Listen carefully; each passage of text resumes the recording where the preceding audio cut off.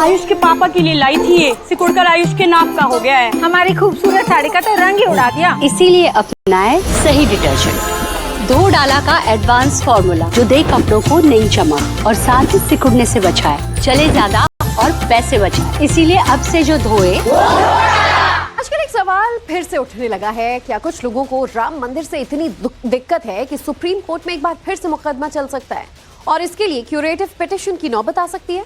ये फिलहाल सवाल है और ये हर राम भक्त के जहन में नहीं आए होंगे। बहुत संभव है असंख्य सनातनियों के क्यूरेटिव पिटीशन के बारे में कम ही सुना होगा, मगर इकोसिस्टम एक्टिव हो चुका है। राम मंदिर के बहाने ऐसी टिप्पणी की जा रही है कि जो राम भक्तों को आग बबूला कर रही है। ऐसी कंट्रोवर्सी क्रिएट की जा रही है जिसमें राम मंदिर विरोधियों की लिस्ट गिनाई जा रही है।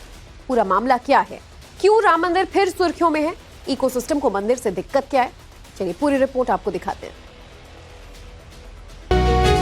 मोहन गोपाल को पता होना चाहिए कि उनके महतारी बाप ने जो उनका नाम लिखा है वो नाम ही उनका मोहन और गोपाल, तो भगवान का नाम ही है। मोहन भी भगवान का नाम है, गोपाल भी भगवान का नाम है, लेकिन आज उनकी जो स्थिति है वो सनातन विरोधी है। उनकी मानसिकता कितनी छोटी है, इससे ये समझ सकते हैं कि वो हिंदुत्व के प्रति कितना उनके अंदर घृणा है, कि उनको मस्जिद चाहिए ना कि आदिकाल से चलता हुआ हमारा सनातन और भगवान राम जो 100 करोड़ हिंदुओं की आस्था का केंद्र है, उनका जन्मस्थान है।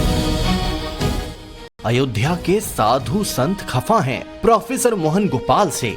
नाराजगी इस बात की है कि रामलला की प्राण प्रतिष्ठा की 20 महीने बाद क्यों कंट्रोवर्सी क्रिएट की जा रही है।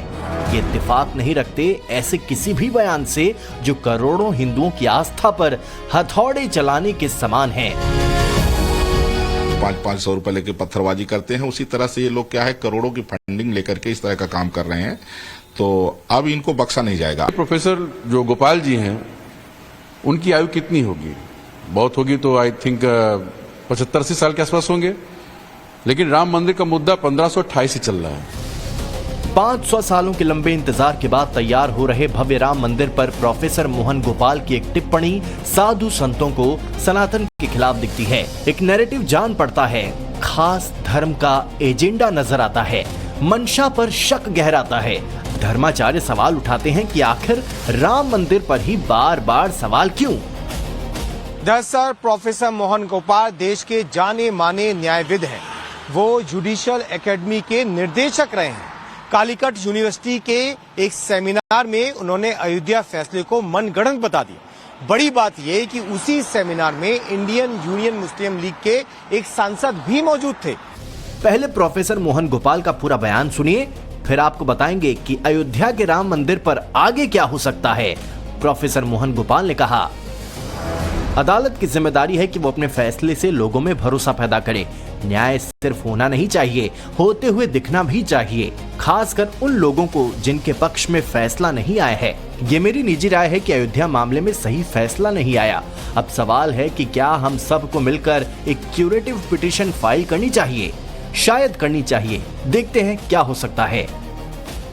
अयोध्या के राम मंदिर पर क्यूरेटिव पिटीशन की चर्चा, यानी भविष्य में एक और सुनवाई की नौबत। यही है प्रोफेसर मोहन गोपाल के बयानों का निचोड़। उन्होंने राम मंदिर पर सुप्रीम कोर्ट के डिसीजन को थियोक्रेसी यानी धर्मतंत्र से आया हुआ फैसला बता दिया। जुडिशरी को भी लपेट लिया।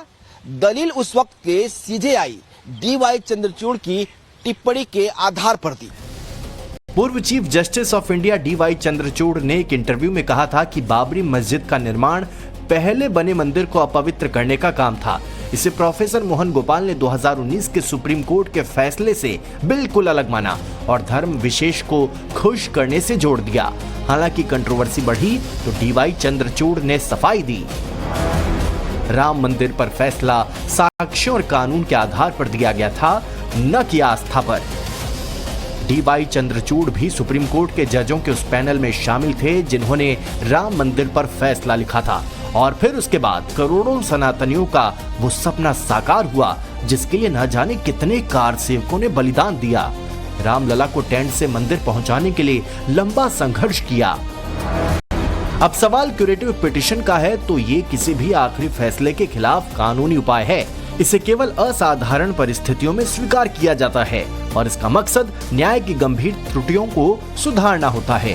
क्यूरेटिव पिटीशन तभी दायर होती है जब पुनर्विचार याचिका खारिज हो जाती है। इसे स्वीकार किए जाने पर सुप्रीम कोर्ट के वरिष्ठ जज गुप्त रूप से सुनते हैं।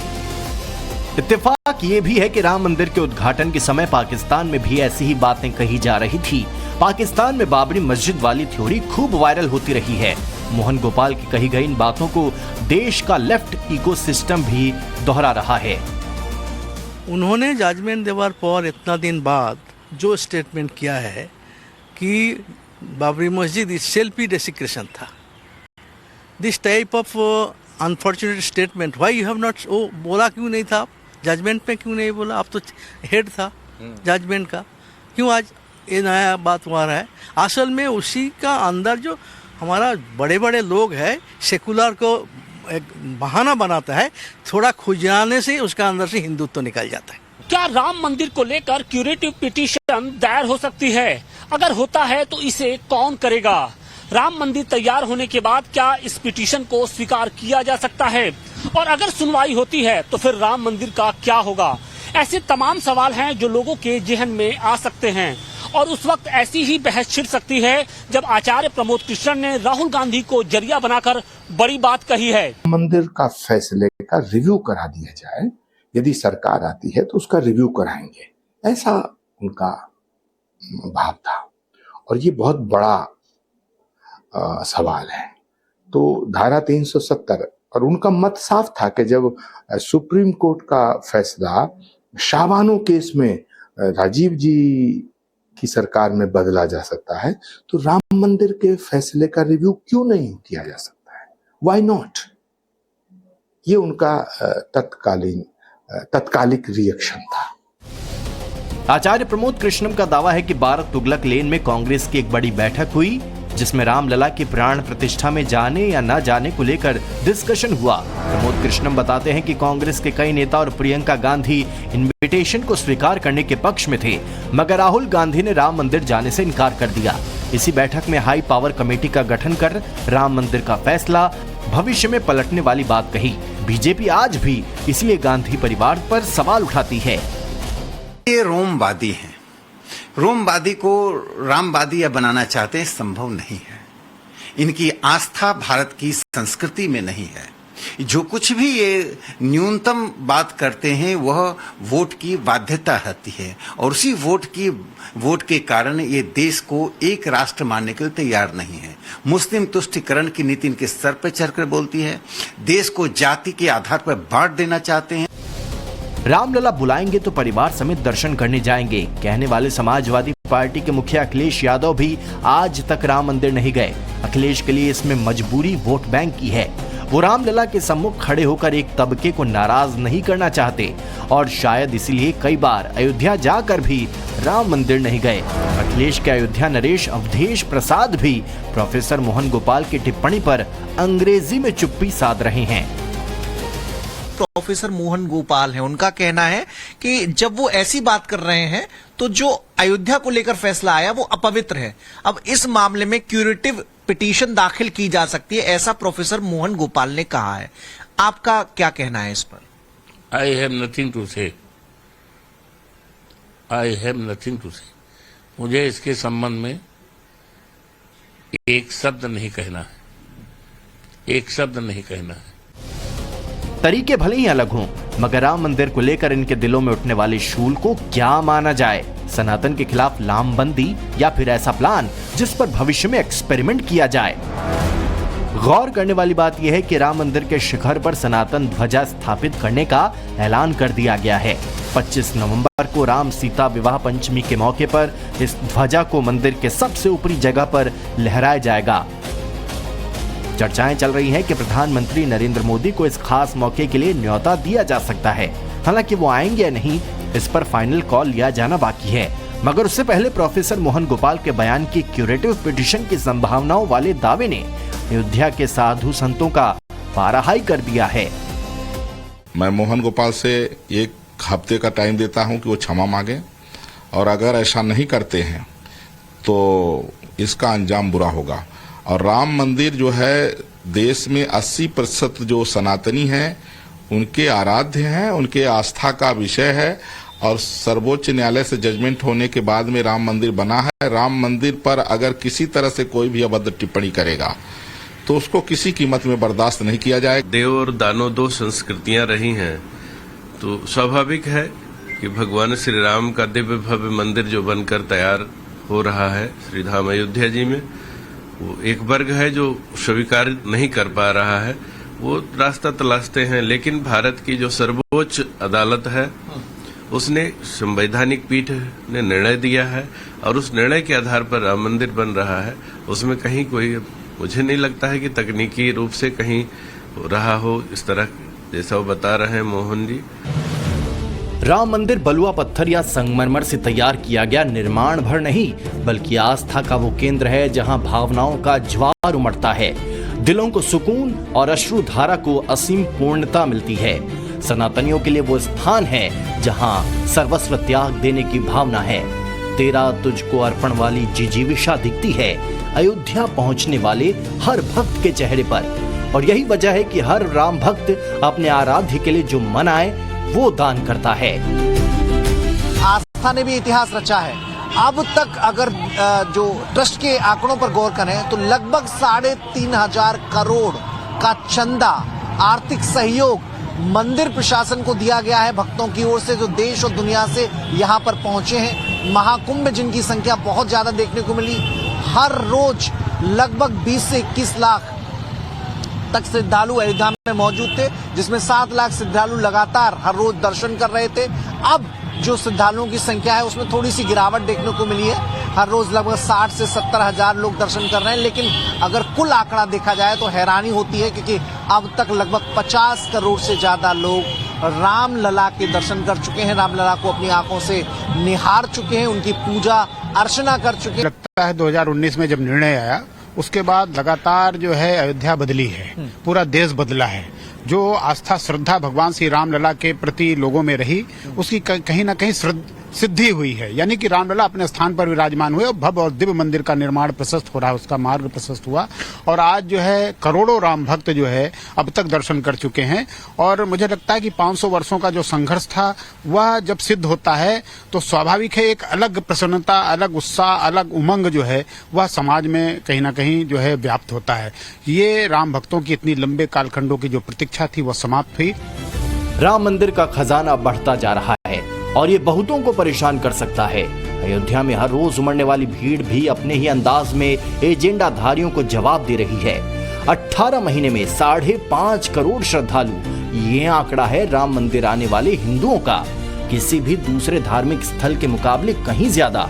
और इससे अयोध्या वासी न सिर्फ खुश हैं बल्कि सवाल उठा रहे हैं प्रोफेसर मोहन गोपाल जैसे न्यायविदों की टिप्पणी पर, क्योंकि इनमें उन्हें खास एजेंडा नजर आता है।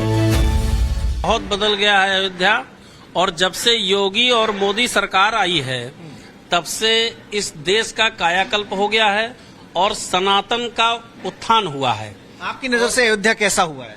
बहुत सुंदर, बहुत समृद्ध हो गया है और बहुत अच्छा लगता है। और पूरे विश्व की सुंदरता हमारे अयोध्या में इस समय स्थापित है। जी, जजमेंट के पहले का अयोध्या और जजमेंट के बाद का अयोध्या। जजमेंट के पहले और बाद के अयोध्या में जमीन आसमान का अंतर हो गया है, इसलिए कि पहले अयोध्या में जाने पर तमाम सड़कें सब ऊबड़ खाबड़ रहती थी और सारे जितना रामपथ हमारा है, रामपथ के सारे मकान सब एक कलर में करवा दिए गए हैं, सब अच्छे से ढंग से सारी सिचुएशन बना दी गई है। जितने हमारे त्यौहार होते हैं वो बड़े ढंग से मनाए जा रहे हैं। और राम मंदिर का जजमेंट आने के बाद से हमारे यहाँ दिवाली में दीप सजाए जाते हैं, जो जिनका वर्ल्ड रिकॉर्ड आज 5 साल से बन रहा है लगातार। पुरानी अयोध्या और नई अयोध्या में 2 चीज का अंतर है। पुरानी अयोध्या में कोई हम लोग को लगता ही नहीं था कि हम लोग अयोध्या में रह रहे हैं। अब अयोध्या त्रेता की लगती है कि जब कोई फंक्शन मनाया जाता है जैसे हम लोग राम राज्य में आ गए हैं, तो वो उस तरीके का अंतर है और घर घर दिवाली मनाई जाती है। आप प्रशासन के अगर कार्यों की बात करेंगे तो इसी अयोध्या में अगर आप अयोध्या प्रवेश कर रहे हैं तो अयोध्या जो धाम है, जो धर्मनगरी कही जाती है, वहां तक पहुंचने में इतने जाम लगते थे कि आपको 2-3 घंटे लग सकते थे। मंदिर की बात की जाए तो हर मंदिर में जाइए, इतना बड़ा राम मंदिर बना है, करोड़ों लोग राम मंदिर में दर्शन करने आते हैं, लेकिन दर्शन करने में किसी को कोई समस्या नहीं है, हनुमानगढ़ी में कोई समस्या नहीं है। तो क्या अयोध्या का ये direct message professor Mohan Gopal सुनेंगे? राम मंदिर ने कैसे बहुत कुछ बदल दिया, इसका मर्म वो जानेंगे। ये इसलिए भी अहम हो जाता है क्योंकि हिंदुस्तान के कोने कोने से पहुंचने वाले भक्त यहाँ राम लला की भक्ति धारा में लीन हो जाते हैं। सुरक्षा इंतजामों के बीच सुकून से राम मंदिर में दर्शन भी करते हैं। अयोध्या महज एक जगह नहीं बल्कि करोड़ों विश्वास और भावनाओं का जीवंत अनुभव है। यहाँ आकर रामलला के दर्शन करने पर जो सुखद शांति का अनुभव होता है वैसा शायद दुनिया भर में कहीं नहीं होता है। इसीलिए बड़ी संख्या में यहाँ पर श्रद्धालु दर्शन करने पहुंचते हैं, इसलिए उनकी सुरक्षा व्यवस्था भी बेहद जरूरी हो जाती है। इसलिए राम मंदिर उसके आसपास की सुरक्षा को अभेद बनाया गया है, जिसमें कई एजेंसियां हैं। स्पेशल फोर्स जो कि यूपी पुलिस ने बनाई है वो इसमें शामिल है। इसके पूरे अयोध्या भर में अगर देखेंगे तो 13,000 से ज्यादा सुरक्षा कर्मियों को यहाँ तैनात किया गया है। इनके सुरक्षा घेरे में आर्टिफिशियल इंटेलिजेंस की हेल्प ली जाती है। एंटी ड्रोन सिस्टम से लैस 10,000 से ज्यादा सीसीटीवी कैमरे भी यहाँ पर लगाए गए हैं। जमीन से लेकर आसमान तक और सरयू नदी के तटों पर ये कड़ी निगरानी रखते हैं, पैनी नजर रखते हैं।